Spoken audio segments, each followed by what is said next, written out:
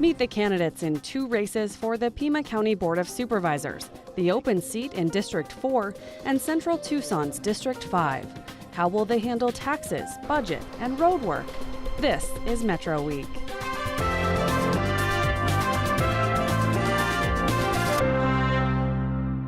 The Board of Supervisors sets property tax rates, runs the sewer system, and paves roads. We continue our interviews with candidates for the county board after the week's news. Thousands of southern Arizona residents will get new election information booklets from the state. That's after the first batch had a printing error. 68,000 new election pamphlets are being sent to voters in southern Arizona. The Secretary of State's office says the contractor putting the information booklets together missed some pages and mixed Spanish and English language pages. Secretary of State spokesman Matt Roberts says right now it appears the errors are confined to southern Arizona. The printer took responsibility for the mistake and is covering the cost of the new copies. The new pamphlets are expected to arrive in voters' mailboxes before early ballots go out in 2 weeks. Tucson's largest school district is still trying to fill more than 120 full-time teaching positions 7 weeks into the school year. TUSD officials say the district is working to fill nearly 100 classroom teacher vacancies and more than 24 special education teacher openings. Construction on the road that connects the Mariposa port of entry to Interstate 19 in Nogales has been moved up by 2 years. The rebuild of State Route 189, also known as Mariposa Road, will now start in 2019. The first phase of the project will focus on improving conditions for traffic going northbound. Arizona Department of Transportation officials say the project is being done in phases to avoid funding problems. For more on all of these stories, visit our website. In Supervisors District 4, an open seat has attracted political newcomers. The sprawling District 4 includes the south and east sides of Pima County, including parts of eastern Tucson, Green Valley, and the Vale area, plus Mount Lemmon. Ray Carroll represented the district as a Republican for 5 terms. He is not seeking re-election. Carroll endorsed Republican Steve CHRISTY in the race. CHRISTY owned a car dealership named for him until he sold it in 2007. He served on the State Transportation Board, the Metro Area Chamber of Commerce, and several philanthropic organizations. He wants the supervisors to be more active leaders in Pima County governance. He says all board decisions should be viewed through the lens of economic development. Green Party candidate Josh REILLY was a township committeeman in New Jersey, where he fought for workers' rights and a $15 minimum wage. He's a partner in a company that makes nutritional supplements, and his work as a research scientist has been published in peer-reviewed scientific journals. He prioritizes quality health care, clean water, rehabilitation instead of jail time for drug addicts and the mentally ill, and free community college for all county residents. We always aim to interview candidates in contested races together at the same time. In this race, we were unable to have the candidates together. I sat down with Steve CHRISTY and Josh REILLY separately. First, my interview with Mr. CHRISTY. Let's start with leadership, one of the biggest issues that you're running on. You say the Board of Supervisors is not doing its job. Please explain the problem and the solution. Well, I think the inherent problem, or the systemic problem with the current board of the leadership on the current Board of Supervisors is that the county administrator has been setting the agenda as to how the county is going to make decisions, or how it's going to balance its budget, or how it's going to create its priorities. And it appears to me, in the most part, and I think the voters of Pima County would agree, that the balance and the majority of the current sitting supervisors basically just allow the county administrator to go ahead and set the agenda, and they seem very compliant and willing to go along with what he sets as his priorities.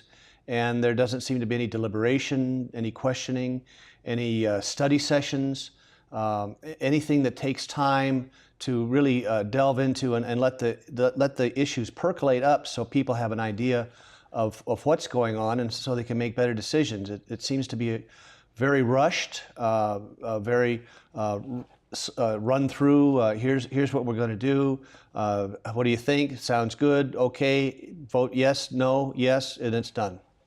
So you want a little more consideration, a little stronger board leadership. Absolutely, and we have to remember that the county administrator works for the board. The board is the one that hires and fires, and the county administrator works at the pleasure of the board. And therefore, I think it's incumbent upon the board to take a much more active and proactive role in setting the agenda, in making the decisions, and in setting the priorities. That doesn't seem to be happening. Now, on budget, you say you want to improve the county economy by furthering economic development. How would you pay for that, and what's the county role?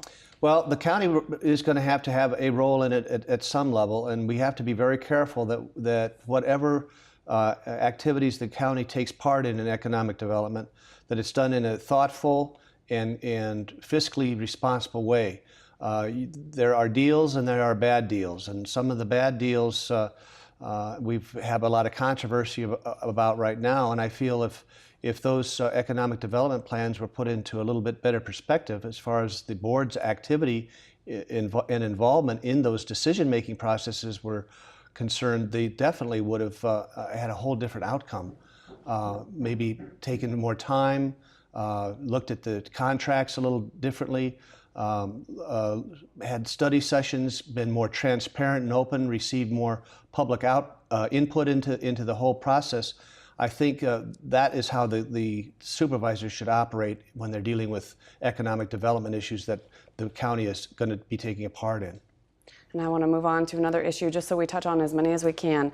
Regarding roads, your opponent says he wants to pave the roads with some recycled forms of pavement, add more bike lanes, and water reclamation sewers. Do you agree? Those are wonderful things that would be great if we had all kinds of money and resources to do them. I think the most important effect that we have on roads as a Board of Supervisors is to correct the problems that we have right now that are the most outstanding, and that is their conditions. As we know, some 60–70% of the roads in Pima County are at a failing level, and to use those materials, I would question whether or not they are effective, if they are what are called for in road repair. I would prefer the transportation experts to be the ones to decide what kind of materials we use in road repair. After all, they've been doing it for as long as they have. As far as bike lanes, we have a terrific bike path necklace already around Pima County.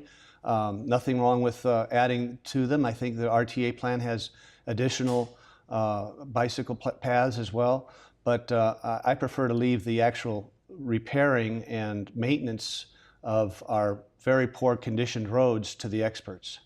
Now, one of the long-standing issues that really is centered in District 4 is the proposed Rosemont copper mine. So how would you balance the myriad concerns of residents in the district about water use and availability, environmental impact, plus jobs and economic development? Well, as we know, Pima County desperately needs jobs, and I believe that this whole issue has been looked at and debated and inspected for many, many years. I think it's going on 9 years or 12 years maybe even. So it appears to me that the best and most expeditious manner that we should approach this is to let the permitting process evolve. The permitting people in the federal government are the experts. If they determine that Rosemont Copper should not be allowed to operate their mine, then the mine should not be allowed to operate. And the converse of that is true.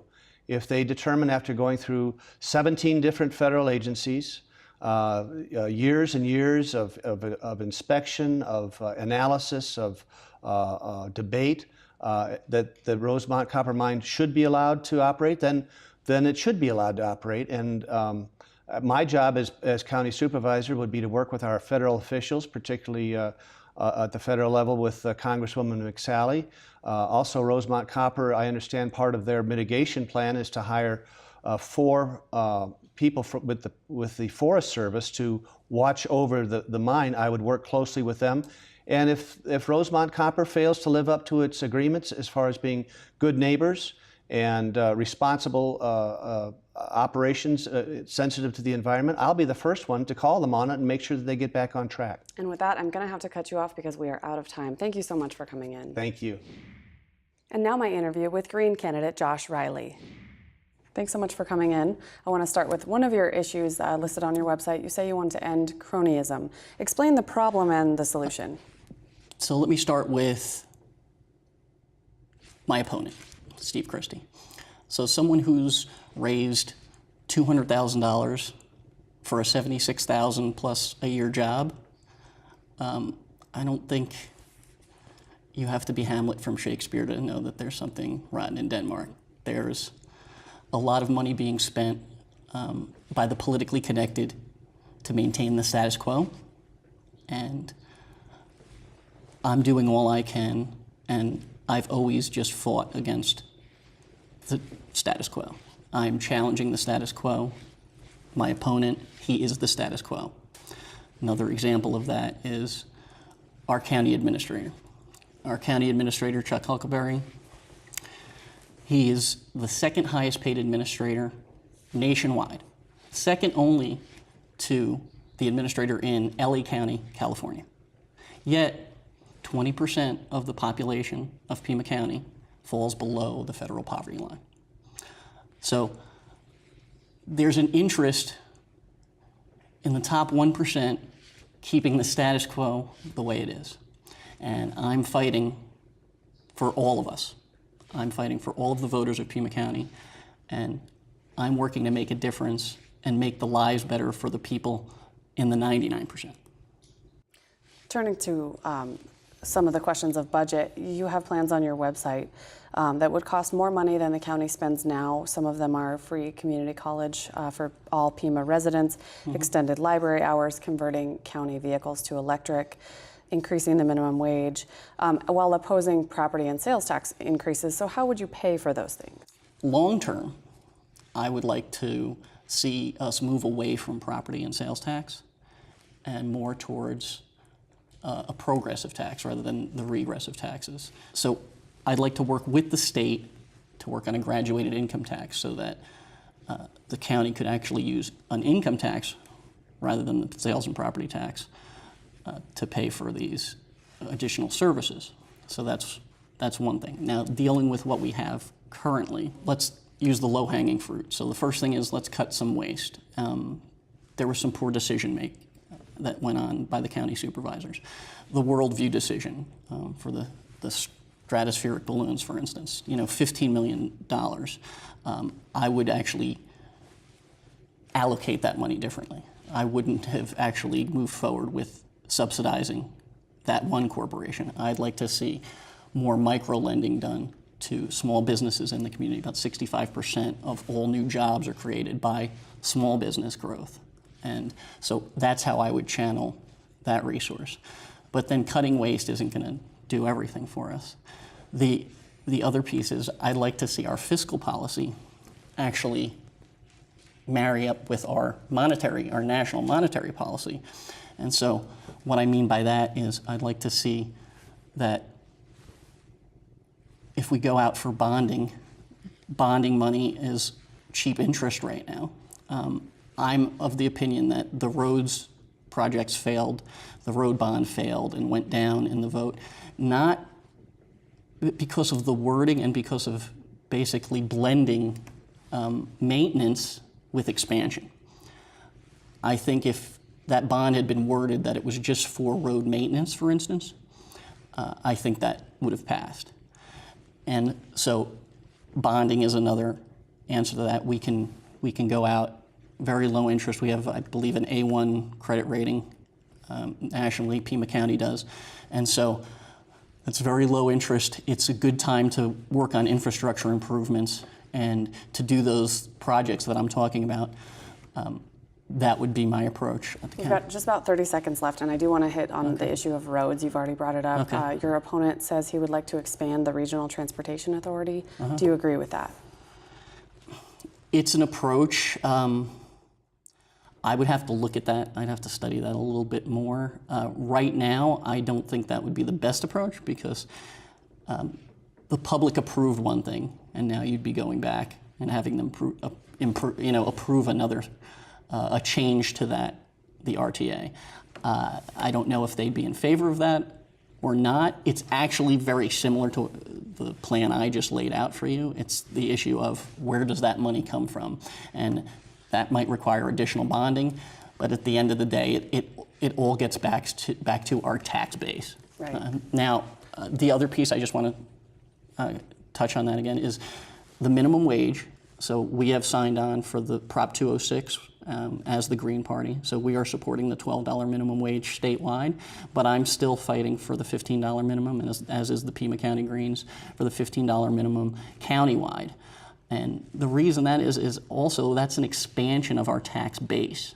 So then that would help take people that are currently subsidized and actually have them paying taxes and paying into the system and allowing them to have a higher quality of life and making their lives a little bit better, but also helping Pima County as far as taxation. I'm going to have to cut you off there. Thank you so much for coming in.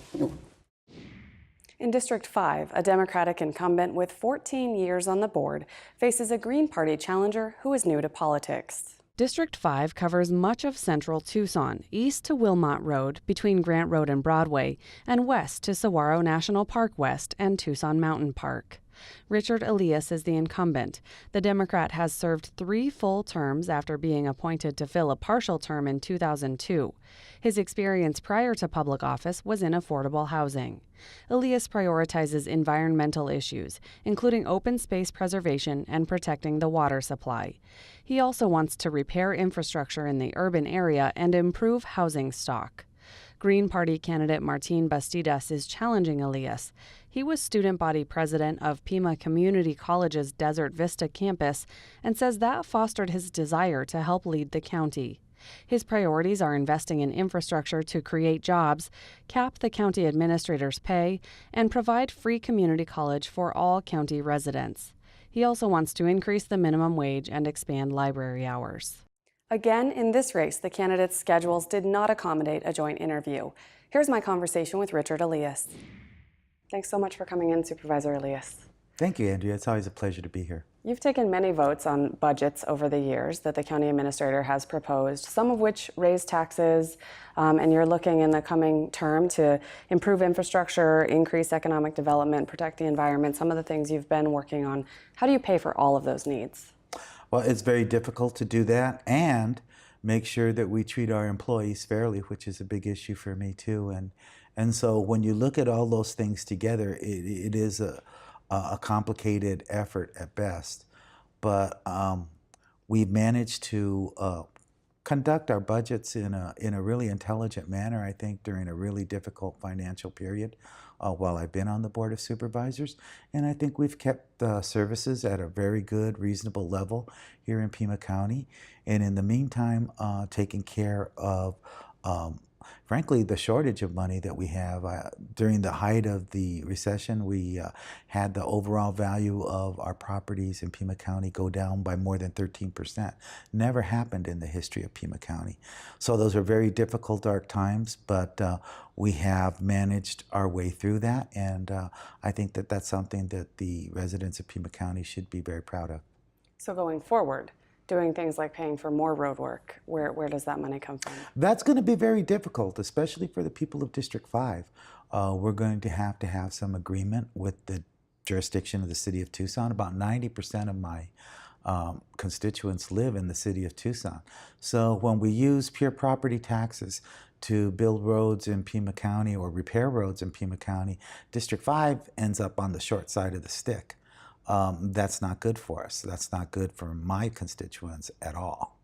And so it's going to take a concerted effort by the state and by the county and by the smaller jurisdictions too, to make sure that we can come up with a pot of money and a series of agreements that'll make sure we have tax equity and take care of repairing the roads that are really in very poor condition. An important question, I think, for you and your opponent that you touched on, how should the road money be apportioned throughout the districts? As you said, District 5 is very urban in the city of Tucson. How should that road money be split up? Well, we're going to have to make sure that everybody has an equitable amount of money spent in their districts. And frankly, that's going to take agreements with the jurisdictions that exist in those various supervisorial districts. we'll have to find a way to work together with the city of Tucson to match their priorities with ours and make sure that that money gets spent inside the city of Tucson as well. On that note, what should the county's role be in working with all the different governments in the region, kind of as a whole? What should the county's role be? Well, I think we are the regional government, and so we have to look at things on a broader scale than some of the smaller jurisdictions like Marana, Oro Valley, South Tucson, Ajo, and the city of Tucson as well, which is the 900-pound gorilla in the room. But that can be done, and it has been done for many years, and we've had great success at it. So I think we need to go back to that and make sure that IGAs are worked out fairly and that there's plenty of assurances that people are going to be treated fairly and move on in that direction. This is not anything new. This is something that we've been doing all along, but sometimes, frankly, we do it better than others. And now's the time for all of us, especially on the issue of roads, to work closely together. What's an example of a time that the whole regional government worked well together? Well, a good example of it is the agreement that we have about water. The city of Tucson has Tucson Water, which provides water service to thousands and thousands and thousands of people who live in Pima County and not inside the city of Tucson. And in the meantime, Pima County operates a wastewater system that provides services to just about everybody in the county, with the exclusion of Marana, which decided to go out on their own on that after great consternation. That's a good example of how you should not do business. The better way is looking at it is, you know, we've had this agreement in place with the city of Tucson and Tucson Water since the late 70s, and frankly, it's worked well for us.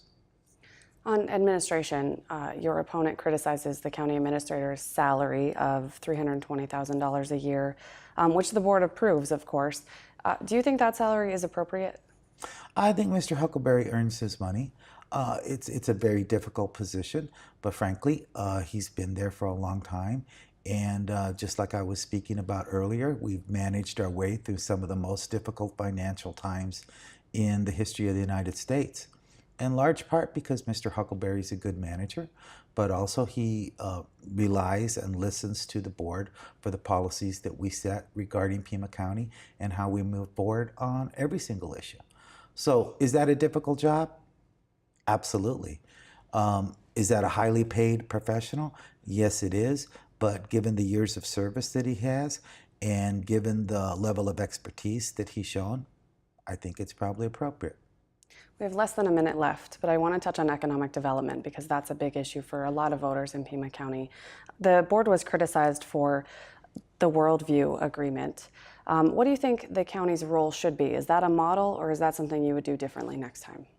Well, you know, Worldview has a lot of contracts that already make them a viable business, so it's not just about space tourism. I think we have to share responsibilities in economic development deals. Along with the city and along with the state, again, working cooperatively to try and bring companies to Tucson to get some jobs going here. But on the other hand, there was a recent proposal about Monsanto. I'm opposed to that, and I think we need to be careful about what kind of corporate citizens we invite into our community. Thanks so much for coming in. Martin Bastidas also joined me in the studio to shed light on his candidacy. Thank you so much for coming in to talk about the race. I wanted to start by asking about the budget. You've got plans on your website that call for increased spending on a few things like free community college for Pima County residents, extended library hours, and converting county vehicles to electric, all while not increasing property or sales taxes. So how would you pay for those things? Okay, so for the community college, I would actually advocate at the state. And I want to bring up a few issues to the state and just advocate on behalf of that. And because I think that education is very crucial for our state and for the electrical. Well, you know, there's a lot of things that we can do to actually look at the budget carefully. And I think that we are wasting a lot of money on, let's say, our current administration right now, such as you know. We're paying our county administrator a little over $320,000, And I think that that's a really ridiculous salary. Having that said, Tucson is one of the poorest metropolitan areas in the nation, and I just think that that he shouldn't be paying that. He shouldn't be paying that amount of money, and not just that, but our administration, some of the people there are getting paid a little over $100,000, and we shouldn't be actually wasting that amount of money on our administration. We should be allocating our money towards our infrastructure, towards things that we actually need more, instead of wasting our money in those type of things. So what salaries would you propose that would be, you think, more reasonable for those positions? For the county administrator, I would propose a salary, let's say, I would cap it to like $250,000. No matter who it is? Yes. Okay. And then you also say that you want to end crony capitalism in the administrator's office. What do you mean by that? Yeah, so what I mean by that is that I would terminate Mr. Huckleberry's contract, because I think he's been there for quite a while, for 20 years, and in 20 years we still haven't seen the progress that we want to see. We want to see our county get out of debt. Also, not just that, but we want to see our economy here in Pima County prosper, and we're currently not seeing that. We're one of the poorest metropolitan areas in the nation, and we have one of the poorest conditions of roads in the nation as well. And I believe, our county supervisors have voted him in from time and time again, and have increased his salary when he's not making the progress that we want as citizens here in Pima County. You mentioned roads. That's one of the big issues across the county, no matter where anybody lives. Yes. But of course, District 5 is very urban. A lot of the roads in District 5 are actually in the city of Tucson and the responsibility of the city of Tucson. So how would you allocate the road money throughout all 5 supervisor districts?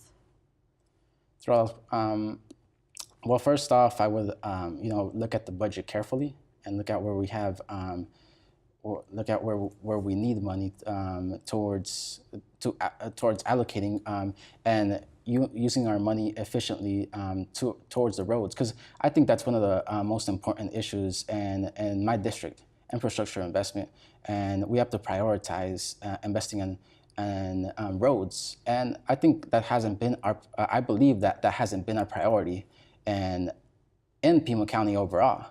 Because if it was, we wouldn't be paying our administrators so much money, and so I think that there needs to be a better. I believe that there needs to be better allocation of our funds in the county. But how would you split them between the districts? So, for example, District 3 is so rural; almost all the roads in it are county roads. But District 5 has a lot of roads that are actually the responsibility of the city of Tucson. So I think that we have to cooperate with the city of Tucson and find ways and to how we can invest our money and with the city of Tucson as well. So you'd work with the city? Yes. Okay. Now, what do you think the county's role should be from the governance perspective, region-wide, with so many other jurisdictions like the city of Tucson, Marana, Sahuarita? What's the county's role? The county's role is providing economic development. We're basically the county supervisors legislate the county, and so and they're supposed to be the people who let's say bring prosperity to the county. They have a role. The city has a role around the city. We have a role in the county, and I just believe that we should be focusing on and working together towards not just creating a better and prosperous Pima County. And I think that that we should all be cooperating together and hand in hand. So how would you go about fostering further cooperation? Working, talking to the city, and working with them, and just seeing what they have to say about certain projects, and just even if they have different perspectives, because I believe that if we bring different perspectives to the table, it brings a better compromise, and maybe the city has a different perspective on this, and we have a different perspective on this issue. But if we come together and we come to a certain agreement, I think that would, I believe that would make our compromise even stronger. Thanks so much for coming in. Thank you. That's it for us. Next week, we'll look at the candidates for Pima County Attorney and Sheriff. Thanks for watching.